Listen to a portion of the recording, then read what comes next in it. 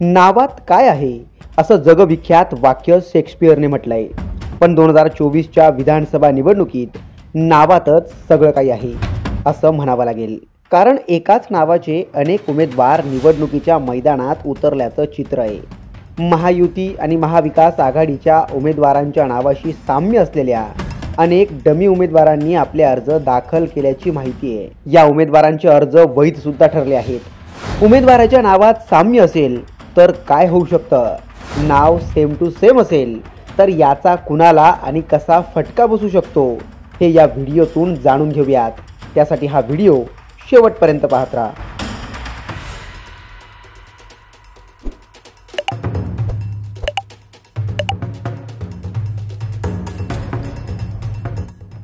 विधानसभा निवडणुकांची रणधुमाळी सुरू झाली आहे। अनेक उमेदवारांनी आपले अर्ज दाखल केलेत, तर काही उमेदवारांनी प्रचाराला सुरुवात सुद्धा केली आहे। यामध्ये महायुती आणि महाविकास आघाडीच्या उमेदवारांच्या नावाशी सांधर्म्य असलेल्या डमी उमेदवारांनी अर्ज दाखल केलेत।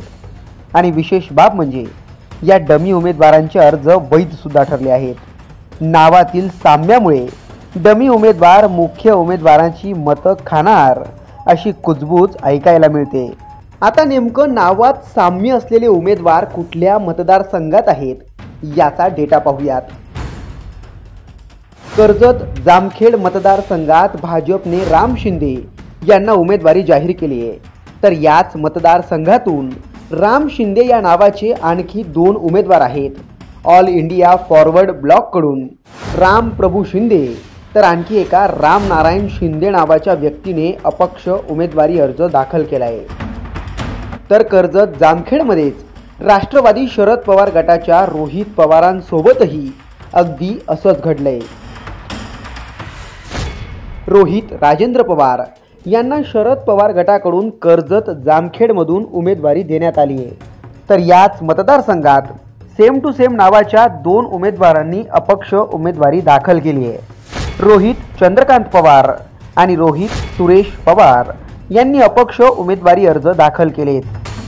तर तिकडे सांगलीतल्या वळवा इस्लामपूर मतदारसंघात शरद पवार गटाचे जयंत पाटील विरुद्ध अजित पवार गटाच्या निशिकांत पाटलांमध्ये लढत आहे। जयंत पाटील यांचं पूर्ण नाव जयंत राजाराम पाटील असं आहे। इथे सुद्धा एक जयंत राजाराम पाटील अपक्ष तर दुसरे जयंत रामचंद्र पाटील अपक्ष असे 2 उमेदवार रिंगणात आहेत। अजित पवार गटाच्या निशिकांत पाटलांसोबतही हाच प्रकार समोर आला आहे। निशिकांत प्रल्हाद पाटील आणि दुसरे निशिकांत दिलीप पाटील यांनी अपक्ष म्हणून उमेदवारी अर्ज दाखल केला आहे। जळगावच्या मुक्ताईनगर मतदारसंघात रोहिणी खडसें विरोधात 2 डमी उमेदवार निवडणुकीच्या मैदानात आहेत। मुक्ताईनगरमध्ये शरद पवार गटाच्या रोहिणी एकनाथ खडसें विरोधात रोहिणी गोकुळ खडसे आणि रोहिणी पंडित खडसे अशा 2 अपक्ष उमेदवार रिंगणात आहेत। तर दोन्ही रोहिणी खडसेंपैकी एक अकोल्यातली तर दुसरी वाशिम जिल्ह्यातील असल्याची माहिती आहे। तर तिकडे नांदगाव मतदारसंघातही नावात सांधर्म्य आढळून आलंय। नांदगाव मतदारसंघातून शिवसेना शिंदे गटाने सुहास कांदे यांना उमेदवारी दिली आहे। तर याच मतदारसंघातून सुहास बाबूराव कांदे हे अपक्ष निवडणूक लढवणार आहेत। तर ठाकरे गटाच्या गणेश धात्रक यांच्या विरोधात गणेश काशीनाथ धात्रक हा अपक्ष उमेदवार रिंगणात आहे।